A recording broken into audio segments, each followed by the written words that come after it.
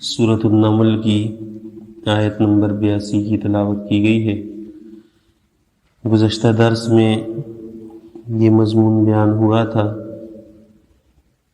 کہ وہ لوگ جو ضد اور عناد کی وجہ سے حق سے منہ موڑ لیتے ہیں،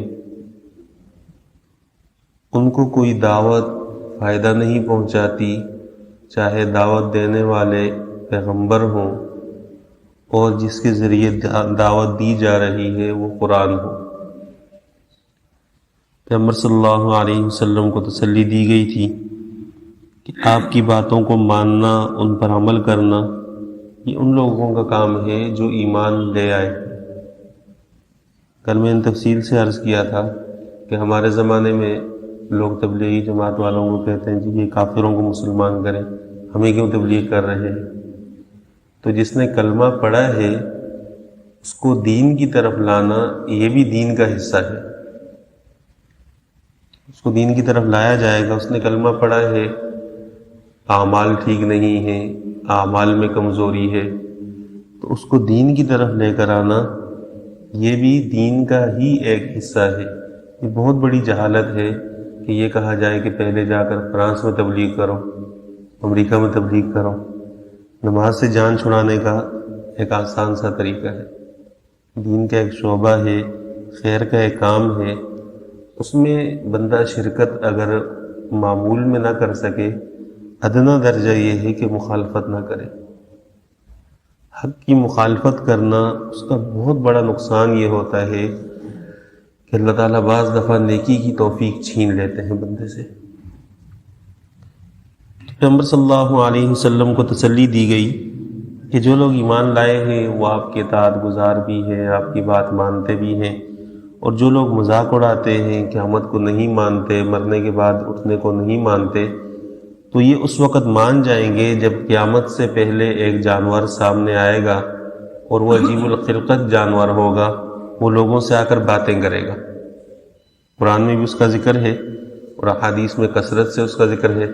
ابن کثیر رحمہ اللہ نے تو اس موقع پر بہت تفصیل سے احادیث جمع کی ہیں اور دابۃ الارض کے بارے میں تفصیلی گفتگو کی ہے۔ حدیث میں ہے کہ قیامت سے پہلے 10 نشانیاں وہ لوگوں کے سامنے آئیں گی۔ ایک کہ سورج کا مشرق سے طلوع ہونے کے بجائے مغرب سے نکلنا، عام طور پہ یہاں سے نکلتا ہے، اس وقت یہاں سے نکلے گا۔ حضرت عیسیٰ علیہ السلام کا نزول، یاجوج ماجوج کا خروج اور دجال کا خروج، اور دابۃ الارض ایک عجیب الخلقت جانور کا نکل کر زمین میں گردش کرنا، اور اسی طرح مشرق میں اور مغرب میں اور جزیرۃ العرب میں لوگوں کے زمین میں دھنس جانے کا واقعہ پیش آنا، تو یہ ساری چیزیں قیامت سے پہلے ہوں گی۔ دوسری روایت میں ہے کہ قیامت کی 2 بڑی نشانیاں ہیں، ایک طلوع شمس مشرق کے بجائے مغرب سے ہوگا، اور دوسرا ایک جانور نکلے گا جو لوگوں سے بات کرے گا۔ ان میں سے جو بھی پہلے ہو گئی اس کے فوراً بعد قیامت کا وقوع شروع ہو جائے گا۔ تو اس آیت میں جس دابۃ الارض کا ذکر ہے، احادیث میں اس کی تفصیل ہے کہ صفا کی طرف سے، صفا اور مروہ جو 2 مقام ہیں، تو صفا سے ایک جانور نکلے گا اور اس جانور کی پیدائش نہیں ہوگی، وہ زمین سے نکلے گا، اور حدیث میں ہے کہ وہ اپنا سر جاڑے گا تو اس سے مٹی گرے گی، پھر اس کے بعد وہ مقام ابراہیم پر آ جائے گا اور لوگ اس کو دیکھ کر بدک جائیں گے، بھاگ جائیں گے۔ پھر وہ جانور وہاں جو موجود لوگ ہوں گے جو بچ جائیں گے، ان کے چہروں کو ستاروں کی طرح روشن کرے گا، ان کے چہرے چمکنے لگیں گے۔ پھر اس کے بعد دنیا میں وہ چکر لگائے گا، اور کوئی مومن ایسا نہیں ہوگا کہ جس کے ماتھے پر وہ مومن نہ لکھ دے، اور کوئی کافر ایسا نہیں ہوگا کہ جس کے ماتھے پر وہ کافر نہ لکھ دے۔ وہ علامات کتابت کی صورت میں سامنے آ جائیں گی جو ایمان اور کفر کی ہیں، اور یہ انہی لوگوں کے لیے ہوگا کہ جن کی زندگی گزرتے ہوئے ان کے اعمال وہ سارے کے سارے ایمان کے، اسلام کے موافق تھے۔ بعض لوگوں کو یہ بہت بڑی غلط فہمی ہے کہ جی ہمارے ہاں خاص طور پر پاک و ہند میں، بنگلہ دیش میں، افغانستان میں، یہ جو بر صغیر کا حصہ ہے، وہ احادیث جن میں حضرت مہدی کا ذکر ہے، اس کی وجہ سے ہم لوگ یہ سمجھتے ہیں ہم غزوہ ہند کے کھلاڑی اور سپاہی اور مجاہد اور پتہ کیا کیا ہے۔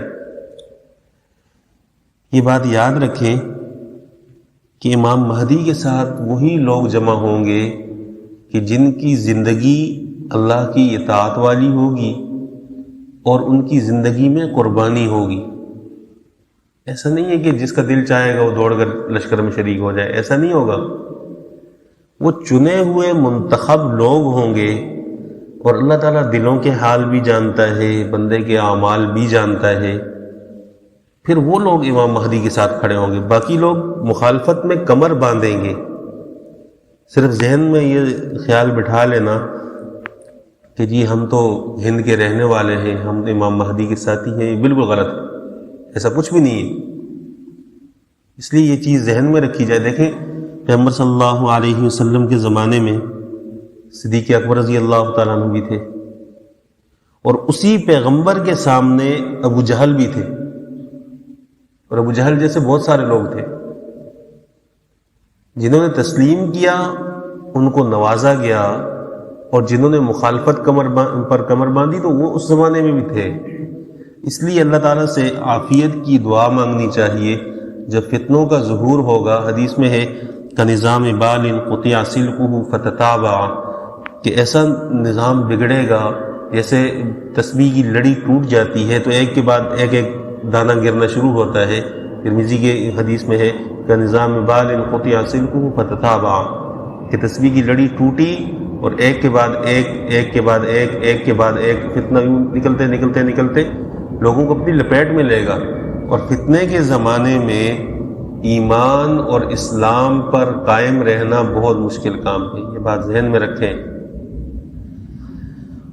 ہمارے قریب کے دور میں یہ جو کرونا کی بیماری گزری ہے، آپ نے بھی دیکھا، ہم سب نے دیکھا، اس میں پکے نمازی تہجد پڑھنے والے ان کی نمازیں رہ گئیں، لوگوں نے جمعے چھوڑ دیے۔ وہ بہت کم لوگ تھے کہ جو جمعے کی نماز کے لیے پابندی سے شریک ہونے کے لیے محنت اور کوشش کرتے رہے۔ اللہ تعالیٰ بعض چیزوں میں جواز کا اختیار دے کر بھی آزماتے ہیں کہ کون کیا کرتا ہے۔ ہمارے یہاں مسجد میں جمعہ کی نماز ہوئی، ایک صف بھی پوری نہیں تھی، ایک نماز ہوئی اس میں 3 صفیں بنائی گئیں، اور اس میں بھی ویڈیو بنانے والے آ گئے، جی یہ اشتہاری کام ہو رہا ہے اور بہت بڑا جرم ہو رہا ہے، جمعہ پڑھنا بہت بڑا جرم۔ تو فتنے کے زمانے میں ایمان کی سلامتی یہ کوئی آسان چیز نہیں۔ پیغمبر صلی اللہ علیہ وسلم نے جو فرمایا ہے کہ میرے بعد لوگ آئیں گے اور ان کا عمل میرے صحابہ کے برابر ہوگا، تو یہ ویسے ہی تو نہیں ہے۔ اس دور میں اعمال پر پختگی مشکل ہو جائے گی۔ لوگ یہ سمجھنے لگیں گے کہ اب شریعت نے چھوٹ دے دی ہے تو ہم اس کو اختیار کرتے ہیں، جبکہ نہیں ہوگا ایسا۔ اپنی طرف سے من گھڑت مسائل گڑھ کے ان کے لیے راستے بنائے جائیں گے۔ تو اس دور میں ایمان پر، اسلام پر، احکامات اسلام پر اپنی زندگی گزارنا ایک مشکل مرحلہ ہوگا۔ اس لیے فتن سے پناہ مانگی گئی ہے۔ پیغمبر صلی اللہ علیہ وسلم نے اتنی کثرت سے پناہ مانگی ہے فتنوں سے، وہ چیزیں جو ایمان سے دور کرنے والی ہیں، دجال کے فتنے سے خاص طور پر۔ یہ ساری اس لیے ہے کہ اس دور میں ایمان کی سلامتی بہت مشکل ہوگی۔ ابھی تو بیٹھے بیٹھے بندے کو آسان لگتا ہے، لیکن وہ دور بہت سختی والا دور ہوگا۔ اور محدثین نے اس میں مستقل ابواب باندھے ہیں، علامات القیامہ، اشراط الساعہ کے عنوان سے۔ تو ان میں سے ایک دابۃ الارض، زمین میں پھرنے والا جانور ہے۔ حضرت علی رضی اللہ تعالیٰ عنہ کا دابۃ الارض کے بارے میں فرمان ہے کہ یہ لوگوں کے ساتھ اس طرح بات کرے گا جس طرح لوگ آپس میں بات کرتے ہیں۔ جیسے ہم لوگ آپس میں بات چیت کرتے ہیں تو یہ اس طرح جانور ہوگا اور لوگوں کے ساتھ اس طرح بات چیت کرے گا۔ دیگر صحابہ نے تکلمہم کی تفسیر کی ہے کہ وہ لوگوں سے بات کرے گا اور اس کی بات یہ ہوگی کہ دیکھو لوگ ایمان نہیں لاتے تھے، آخرت پر یقین نہیں رکھتے تھے، اب قیامت شروع ہو گئی ہے، یہ اس کی بات ہوگی۔ ان الناس کانوا بآیاتنا لا یوقنون، یہ دابۃ الارض کی بات ہے کہ وہ لوگوں کے سامنے کہے گا کہ تم آخرت کو نہیں مانتے تھے، قیامت کو نہیں مانتے تھے، یہ اب قیامت ہے، اور اس کے بعد پھر کسی کا ایمان قبول نہیں ہوگا۔ پھر اللہ تعالیٰ کے سامنے کوئی روئے گڑ گڑائے، اس کی توبہ قبول نہیں ہے، کسی کا ایمان مقبول نہیں ہوگا۔ آپ حضرات الفاظ کا ترجمہ دیکھ لیں۔ فرمایا وَإِذَا وَقَعَ الْقَوْلُ عَلَيْهِمْ، اور جب بات ان پر واقع ہو جائے گی، یعنی قیامت کا جو وعدہ ہے وہ وعدہ ان کے سامنے آ جائے گا، اخرجنا لهم دابۃ من الارض، ہم نکالیں گے ان کے سامنے زمین سے ایک جانور، تکلمہم، جو ان سے باتیں کرے گا، اور بات کیا کرے گا؟ ان الناس کانوا بآیاتنا لا یوقنون، کہ لوگ اللہ تعالیٰ کی آیات پر یقین نہیں رکھتے تھے۔ ایک بڑی آیت اور نشانی تھی قیامت، لوگ اس کو نہیں مانتے تھے، تو یہ اب قیامت کا ظہور ہو گیا ہے اور قیامت آ گئی ہے۔ پھر اس وقت جو ایمان والے ہیں ان کے لیے نجات ہے، اور جو ایمان نہ لائے ان کے لیے حسرت اور ندامت کے علاوہ اور کچھ نہیں۔ اللہ تعالیٰ سے دعا ہے قرآن تعلیمات پر عمل کرنے کی توفیق عطا فرمائے۔